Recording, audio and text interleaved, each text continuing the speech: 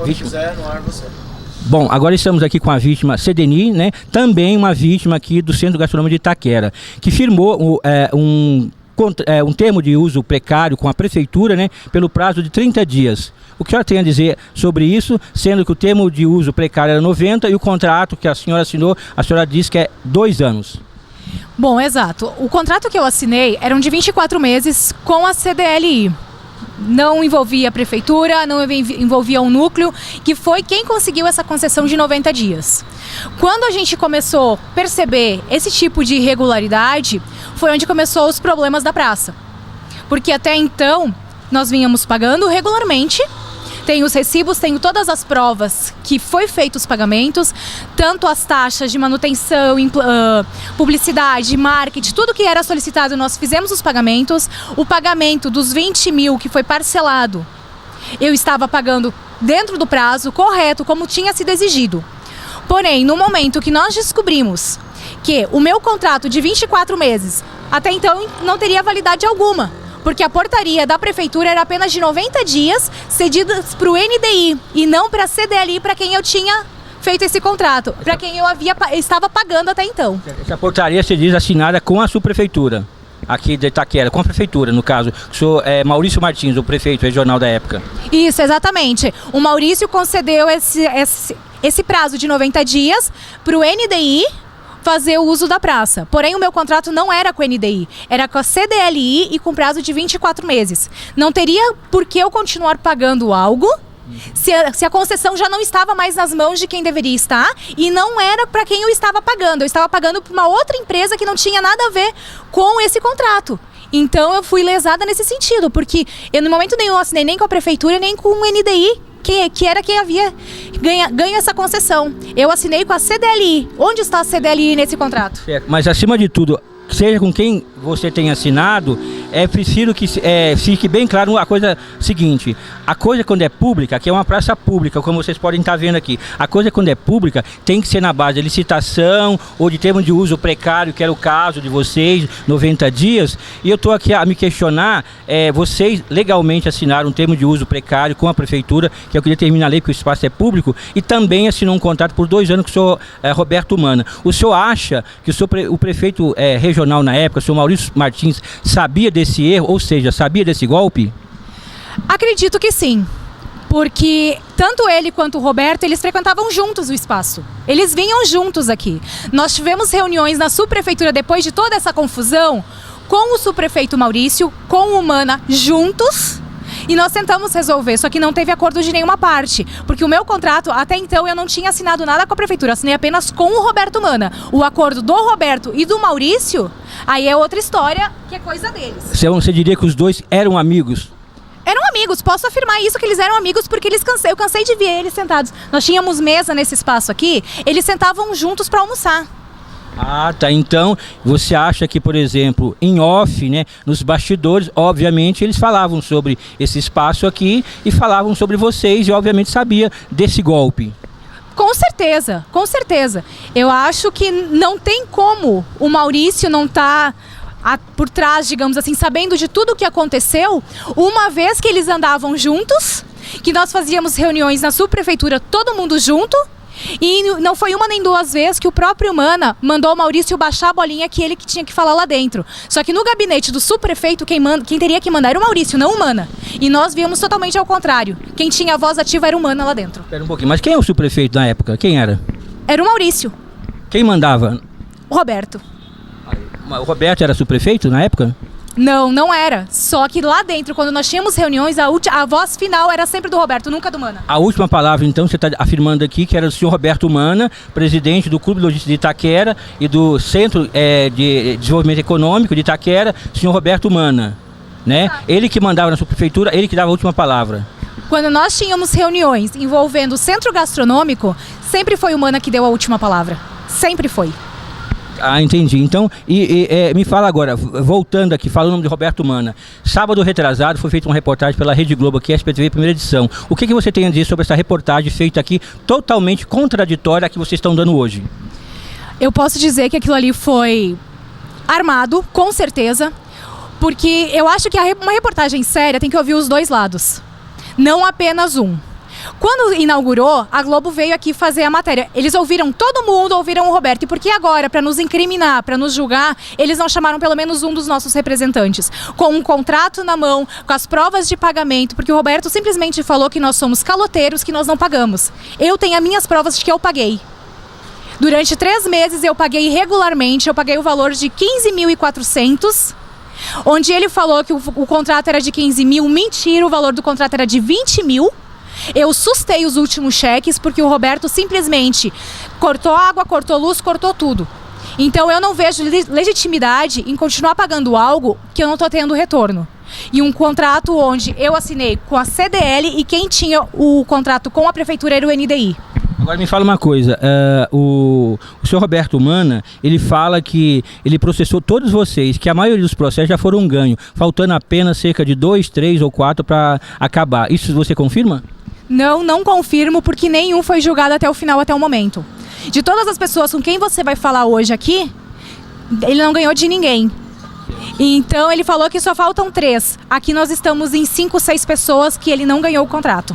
Ele não ganhou esse processo ainda. Agora, me fala uma coisa. Eu falei com o senhor Gilberto, ele relatou na entrevista que a senhora teria sido quase agredida por um segurança do Roberto Mana. Que, inclusive, o senhor Roberto Mana lhe ofendeu verbalmente, né?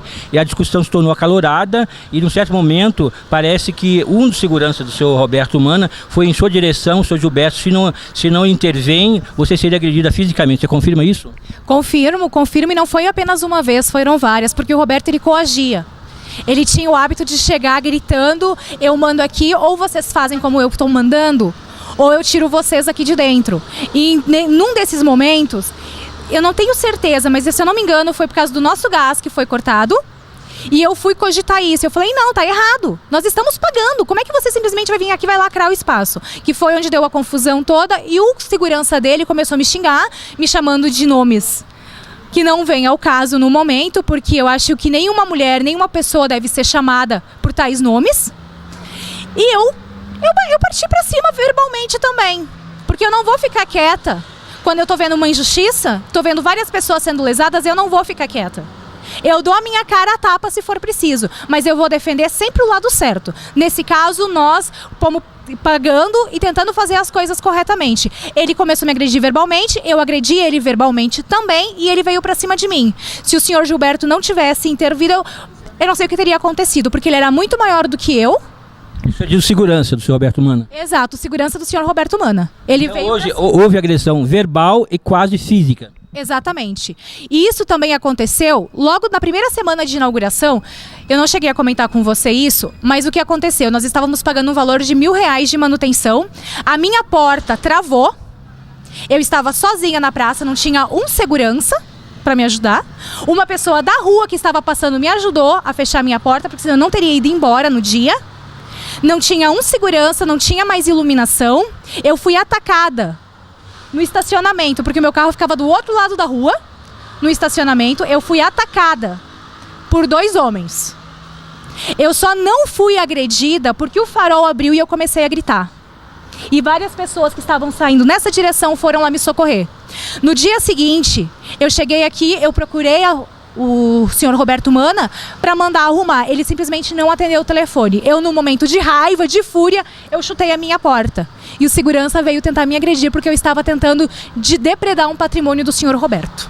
Entendi. E me fala uma coisa, você está sabendo, né, que ele teria sido, né, eu tenho informações jornalísticas, né, me reservo o direito constitucional de preservar a fonte, que ele já foi indiciado pela venda de espaço público, né, e que o processo criminal está na Barra Funda. Vocês, vítimas, né, porque pela informação que eu tenho, é apenas uma vítima, estariam dispostos a acompanhar o repórter Todo de Olho, juntamente com o Fato Paulista, o Direto do Planalto, até a Barra Funda para falar com o Ministério Público, com o promotor, que é o fiscal da lei, né, e o que vai oferecer a denúncia, está disposto aí todo mundo na Barra Funda? Estamos dispostos. Aí onde vocês acharem que tem que ir. Se precisar ir conversar com o presidente Temer, a gente vai, porque a gente não baixa a cabeça. Porque o Roberto não é mais do que nenhum de nós. Ele pode ter a influência política que ele tiver, que nós temos a razão do nosso lado, nós temos a justiça do nosso lado, e a gente é temente a Deus, e a gente sabe que a verdade vai ser provada. Então a gente vai onde for preciso, mas isso não vai passar impune e nós não vamos passar em rede nacional como mentirosos e como caloteiros, porque nós não somos. Me fala uma coisa, aqui hoje, pela circunstância de tudo que aconteceu e vem ocorrendo, quem você acha que manda em Itaquera aqui hoje? Você tem dúvida ainda? Roberto Mana. Qualquer comerciante, qualquer pessoa que você chegar, porque tem influência do Mana, porque o Mana tem influência dentro da prefeitura, porque o Mana tem influência dentro da subprefeitura. O fórum aqui da Pires do Rio, juízes de chegar aí pro Mana, dar tapinha no ombro, enquanto nós estamos ali pro juiz julgar o que realmente está acontecendo, e ele simplesmente ignorar a nossa presença e dar tapinha nas costas do Mana, para mim tá mais do que provado que a influência dele é muito grande. E ele está usando disso para prejudicar pais de família, assalariados hoje que não conseguem emprego fixo, formal, porque estão com o nome sujo, estão devendo na praça porque investiram todo um sonho aqui. Me fala uma coisa, você é mãe de família, tem filhos, né, casa, tudo. Como é que está a sua situação? Você está desempregada, está trabalhando hoje, atualmente, em razão de tudo isso que aconteceu? Como é que está a sua vida hoje diante desse golpe, né, que é um verdadeiro golpe, para mim, um 171 estelionato? Como é que está a sua vida hoje? Bom, eu estou desempregada, eu não consigo emprego porque eu estou com o meu nome negativado, porque eu fiz empréstimo e não tinha nem dinheiro para entrar aqui, só que eu acreditei nisso, eu acreditei. Eu joguei todas as minhas cartas aqui dentro. Eu fiz empréstimo bancário, eu tinha 3 funcionários registrados quando tudo aconteceu. Eu sou uma pessoa do bem, eu vendi o meu carro para pagar os meus funcionários, porque eles não tiveram culpa de nada do que aconteceu. Eu fiquei devendo em banco. Estou sendo processada por bancos porque eu estou devendo até hoje, porque eu não tenho condições de pagar. Porque o meu nome sujo, eu não consigo trabalho formal. Em função... Nome sujo por causa disso que aconteceu aqui? Exatamente, por causa disso. Porque eu investi tudo que eu tinha e o que eu não tinha aqui dentro. Eu fiz empréstimo bancário para pagar meus funcionários quando fechou. E eu vou tirar de onde hoje se eu não consigo trabalhar? Agora, o Cedeni, eu assisti com atenção umas 4, 5 vezes a matéria que a Rede Globo fez na semana, sábado retrasado, né? Eu sou jornalista, entendeu? Sou repórter, jornalista correspondente direto do Planalto e também do Jornal Fato Paulista. Eu não sou um jornalista da Rede Globo, né? Do nível da Rede Globo, né? Mas eu aprendi no jardim de infância, quando você ouve uma história, você tem que ouvir os 2 lados da história. O que você acha disso que aconteceu da Globo ter feito isso com vocês e qual é o recado que vocês dão para a Rede Globo por ter ouvido só o lado, uma versão só, e por sinal e pior, o lado mentiroso? Eu acho que no jornalismo sério é o jornalismo que vai atrás da verdade, independente de qual for essa verdade. Eu acho que o mínimo que eles deveriam ter feito é escutar das 2 partes. Aí depois tirar a conclusão, fazer o pré-julgamento, que para mim eles fizeram já nos acusando, porque eles usaram a nossa imagem, eles usaram o nosso nome, e eu estou sendo taxada como caloteira, uma pessoa sem responsabilidade e sem palavra, coisa que eu não sou e eu nunca fui. Eu aprendi desde criança que o que mais vale para uma pessoa é a palavra dela, é a honestidade e o caráter.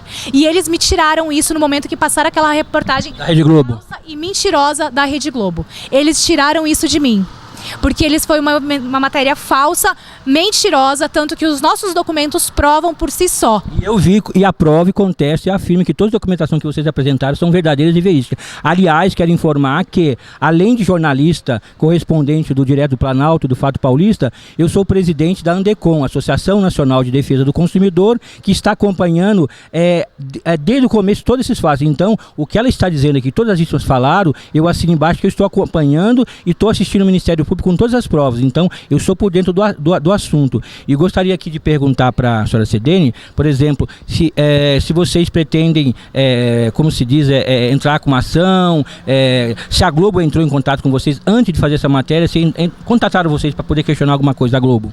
Não, a Globo não entrou não veio nos procurar em momento algum. Simplesmente eles publicaram que conveio a eles naquele momento. Se teve algum jogo de interesse, a gente nunca vai saber. Só que eu acho que eles deveriam sim ter nos procurado, e isso cabe um processo, porque eles usaram uma imagem que não é de uso não é de direito deles. Eles levantaram falso testemunho, nos chamando de caloteiros, mentirosos, aproveitadores. E se eu tiver oportunidade, eu vou entrar com processo sim. Porque hoje eu estou sendo taxada por tudo isso que eles falaram, ouvindo só o lado do Roberto Mana. Você acha que porque já o que foi dito aqui, que eu percebi que, inclusive pelo último entrevistado, quem manda em Itaquera é o Roberto Mana, que ele tem influência política, financeira, etc. Você acha que o Roberto Mana influenciou na Globo? Você diria que o Roberto Mana pagou para a Globo fazer essa reportagem? Vindo do Roberto, eu não duvido nada. Vindo dele, realmente, eu não duvido mais nada. Porque até então, antes de abrir o espaço, eu não conhecia o Roberto. Eu conheci ele 1 mês, 2 meses antes de abrir o espaço aqui. Ele é uma pessoa que tem uma lábia que ele mesmo acaba acreditando na mentira dele. Ele consegue convencer as pessoas de uma coisa fantasiosa. Eu não sei a que nível chega esse poder de convencimento dele. Se ele tem alguma influência lá dentro, isso a gente, como eu falei, isso a gente nunca vai saber. Mas que a impressão que dá é essa. Mas eu só posso pensar dessa forma, porque, volto a dizer, eu aprendi no jardim de infância, quando, independente de você ser jornalista ou não, quando você escuta uma história, você tem que ouvir os dois lados. Uma briga entre casal, você tem que ouvir os dois lados para poder ser justo. E não vem na minha cabeça uma Rede Globo. Eu não sou da Rede Globo, eu sou um jornalista correspondente do portal de notícias direto do Planalto e do jornal Fato Paulista, que aqui está, olha, que aqui está. Eu não sou nenhum repórter da Rede Globo. Quem veio aqui foi a Nanda Apple. Olha, sinceramente, quando eu vou fazer alguma reportagem, eu já na pauta eu já pergunto quem é quem, qual é a parte contrária, quem é a vítima, quem é o acusado. Eu tenho obrigação sumária de ouvir as duas partes, mesmo concordando. Aliás, isso é sabido, né? Eu posso não concordar com o que você fala, mas eu vou deveria até